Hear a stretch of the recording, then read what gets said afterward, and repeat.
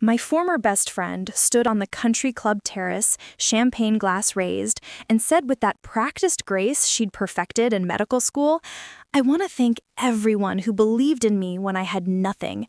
Your faith made me the doctor I am today." I watched from the back of the crowd, wearing a dress that cost more than her monthly student loan payment used to be, and felt something cold settle in my chest. She had no idea I was there. No idea that the anonymous scholarship that had paid her entire medical school tuition, all $240,000 of it, had come from me. The best friend she'd called a dropout and cut off the day after graduation because I wasn't on her level anymore. I didn't interrupt her speech. I didn't announce myself. I just caught the club director's eye and nodded.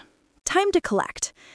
Before I tell you how I made her understand exactly who had believed in her, tell me, have you ever invested everything in someone who threw you away the moment they didn't need you anymore? Have you ever been someone's stepping stone and their punchline? And when you finally had the power to show them the truth, did you use it? Or did you walk away?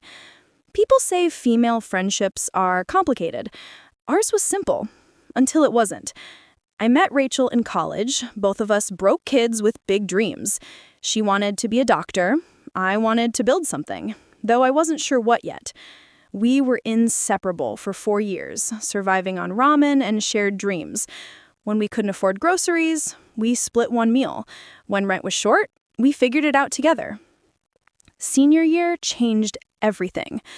I'd been coding since high school, building apps for fun. My scheduling app for students got popular, spreading to other campuses. By graduation, I had 50,000 users and an investor offering me $100,000 for 20% of my company. Rachel was ecstatic. Then she got into medical school, an expensive one. She called me crying, $60,000 a year, and her parents couldn't help. I looked at my bank account. The investor money had just cleared. It was my company's lifeline, but Rachel was my best friend. "What if I helped?" I said. I set up an anonymous scholarship through her medical school, the Future Physician Fund, $60,000 a year for 4 years. She'd never know it was me. When Rachel found out about the scholarship, she called me screaming with joy. "Some anonymous donor is paying everything. They saved my life." She had no idea she was thanking me. The first year was hard. Rachel moved away for school. I stayed behind, working 18-hour days, building my company. We texted constantly at first, then weekly, then whenever one of us had time. I didn't mind. I was busy turning my app into something real. By the end of Rachel's first year, my company was valued at $2 million. By year 3, it got acquired for $12 million. My share? $8 million. I was 26 years old and wealthier than I had imagined. I kept working, kept paying Rachel's tuition anonymously, and waited for graduation when things would go back to normal. They didn't. Rachel's 4th year, she started dating Bradley, a surgical resident from Old Money. She posted photos at galas in designer dresses. She called me less, texted in group chats instead of one-on-one. When I reached out directly, her responses were brief. Then she got engaged. "Forgot to tell you individually," she texted. "Bradley proposed last month." She forgot to tell me. Her best friend, the person who'd funded her entire education without her knowledge. Graduation came. I cleared my schedule, booked a hotel, bought a gift. I texted, "Can't wait for graduation. Where should I meet you?" 6 hours later, "Actually, it's really hectic with Bradley's family in town. Maybe we can catch up another time." Another time. After 4 years of paying her tuition, she couldn't make time for me at her graduation. I went anyway, sat in the back of the auditorium, and watched her cross the stage in her white coat. She never looked for me in the crowd. After the ceremony, I heard her outside with Bradley's friends. That scholarship was a godsend. Without it, I'd be drowning in $240,000 of debt. "Someone saw your potential," Bradley replied. "Someone believed you were worth investing in." Worth investing in. I'd invested everything, and I was standing outside like a stranger. One of Bradley's friends noticed me. "Can we help you?" Rachel turned, saw me, and looked embarrassed. "Oh, hey. Hey. Congratulations, Dr. Monroe. Thanks. I didn't know you were coming. I texted. You said you were busy." Awkward silence. "I should go." She didn't follow. The engagement party happened 3 months later at Riverside Country Club. I saw it on social media. I wasn't invited. That night, I called the club director. For years, I'd been making anonymous donations to that club, over $100,000 in facility upgrades and event subsidies. I'd kept them afloat. Pull up the Monroe-Patterson engagement party. The deposit was covered by an anonymous benefactor. That was me, and I want to book their wedding date. Whatever they've paid, I'll triple it. But they've already booked. Check my donor contract. Major donors get priority booking with appropriate compensation. They checked. The contract was clear. The next day, they called Rachel and Bradley. Scheduling conflict. A donor situation they couldn't get out of. They offered alternative dates. Rachel cried. Bradley yelled. His mother threatened legal action until they saw the contract language. Rachel and Bradley took a date 6 months later than planned. I watched from a distance as her perfect spring wedding became a scrambled fall affair. 1 week before the rescheduled wedding, the club director called. Dr. Monroe has been asking about the anonymous donor. She suspects there's a connection between the scholarship and the venue change. What did you tell her? Nothing, but she's planning to acknowledge the anonymous donors in her wedding speech. I smiled. I'll be there. In what capacity? As your platinum member. I think I've earned the right to see how my investment pays off. The wedding day came. I arrived in a black dress that screamed money, Jennifer by my side. The ceremony was beautiful. Rachel looked happy, like someone who'd made it all by herself. The reception started with speeches. Bradley's father talked about legacy. Rachel's mother cried about her daughter's achievements. Then Rachel stood up. "I want to thank everyone who supported us, especially an anonymous donor who changed my life. They paid my medical school tuition, $240,000. Without them, I wouldn't be here today." The room made appreciative sounds. I also learned this week that the same donor supports this country club. So whoever you are, if you're hearing this, thank you. You gave me my dream. She raised her glass. To anonymous angels who change lives. Everyone toasted. I set my glass down without drinking. An hour later, I found Rachel alone on the terrace. "Beautiful wedding," I said. She turned, surprised. "What are you doing here?"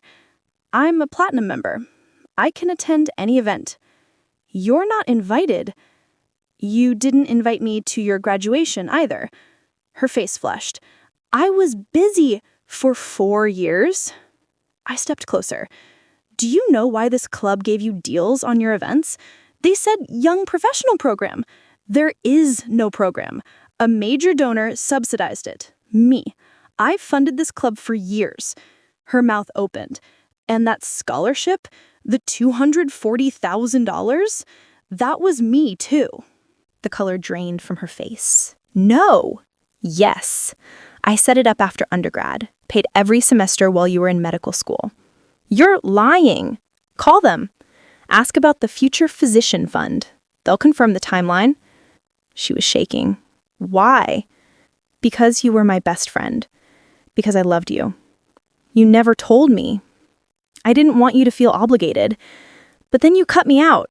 You forgot about me. You erased me from your life the second you didn't need me anymore." I pulled out an envelope. "This is documentation.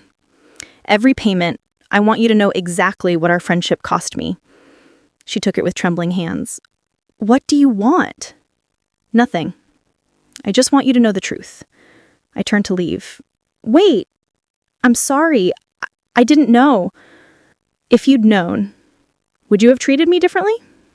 Or just felt obligated?" She didn't answer. "Goodbye, Rachel." I walked away. She called 16 times that night. Texted, "Please call me. We need to talk." I didn't respond. She showed up at my house for 4 days straight. On the 4th day, I opened the door. "Stop coming here. I need to talk to you." We stood there, Her on the porch, me in the doorway. I read everything, she said. $240,000? You gave me everything. I invested in my best friend's dream. And I threw you away. Her voice cracked. I don't know how to fix this. You can't. I looked at her. You were embarrassed by me. You wanted to be Dr. Monroe who made it alone. I didn't fit that story. You're right. She sat on my steps, crying. I was desperate to fit into Bradley's world. I erased everything that made me who I am, including you. Especially me. What do I do now? You live your life. You be the doctor I paid for you to be. And us? There is no us. She looked up. I'll pay you back. Every dollar. I don't want your money. Then what do you want? I wanted a friend. But that was 4 years ago. I closed the door. 6 months later, an envelope arrived. A check for $10,000 and a letter. First payment. I'm paying back everything even though you said not to. It'll take years, but I'm doing it. I'm also starting a scholarship fund for first-generation medical students, in your name. Everyone who receives it will know you made their dream possible. You deserve to be seen, and I failed to see you. I'm sorry. Rachel. I deposited the check and donated it. Every 6 months, another payment came. Another piece of her trying to rebuild something broken. I never wrote back, but I watched as she launched the Chen Medical Scholarship. My name attached to dreams, visible, acknowledged. 2 years after the wedding, I saw Rachel at a medical conference. I was keynoting about healthcare technology. She was there as a young doctor. She walked over. Hi. Hi. Your speech was incredible. Thanks. Silence. I'm still paying you back. The scholarship fund has helped 12 students so far. They thank me, but I tell them to thank you. That's good. Bradley and I are getting divorced. I looked surprised. What happened? I married him for the wrong reasons. Security, status, but I was miserable pretending to be someone I'm not. She smiled sadly. I miss you. Every day. I miss having a friend who actually knew me. Rachel, I'm not asking to be friends again. I know I destroyed that. I just want you to know I finally understand what I lost. The only person who believed in me before I believed in myself. My throat tightened. You would have made it without me. Maybe. But it wouldn't have meant as much. She showed me a photo of us from freshman year. I look at this and wonder what that girl would think of who I became. The person who threw away her best friend. What do you think she'd say? That she'd be disappointed. But maybe it's not too late to be better. I'm working at a community clinic now.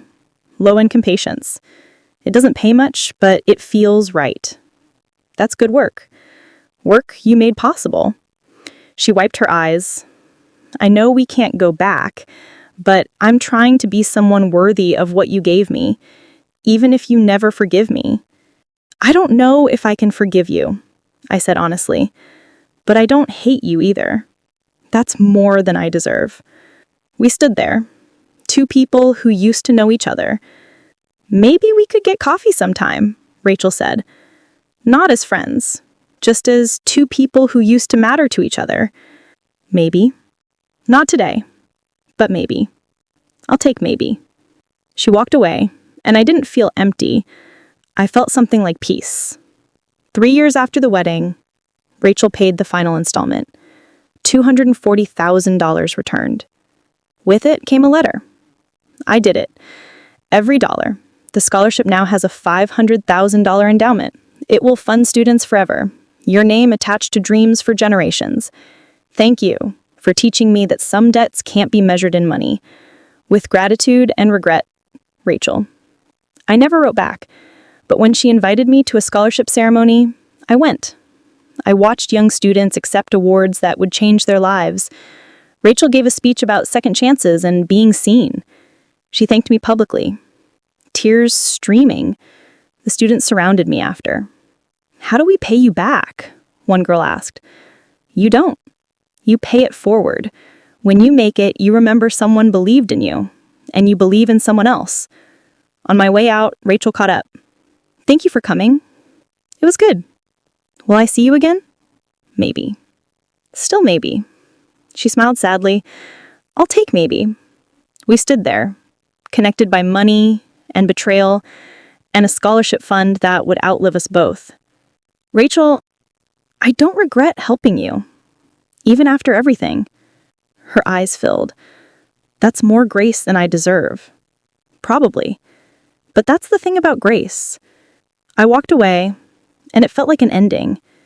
Not happy, not sad, just an ending. The story of Rachel and me doesn't have a neat conclusion. We're not best friends again. We probably never will be, but we're not enemies. We're just two people who mattered once, who hurt each other, and who were trying to build something good from the wreckage. I learned that you can be generous without being a doormat. That sacrifice means nothing if it destroys you. That being seen matters. That walking away from people who don't appreciate you isn't cruel. It's survival. These days, my company is worth $50 million. The Chen Medical Scholarship has helped 43 students. Rachel sends updates sometimes. I don't always respond, but I read them. And sometimes I write back. Congratulations. Keep going. Not friendship, but not nothing. If you've ever been erased from a story you wrote, I see you. Tell me, when did you realize being useful isn't the same as being valued? And when you finally chose yourself, did they call you selfish, or did they realize what they lost? The wedding I wasn't invited to happened years ago. The friendship I thought would last forever ended before that. But the life I built from the ashes, that's just beginning. Rachel taught me what betrayal looks like, but I taught myself the most important lesson. You can be generous and have boundaries. You can help people and still walk away when they hurt you. Some investments pay off in ways you never expected. And honestly, I wouldn't change a thing.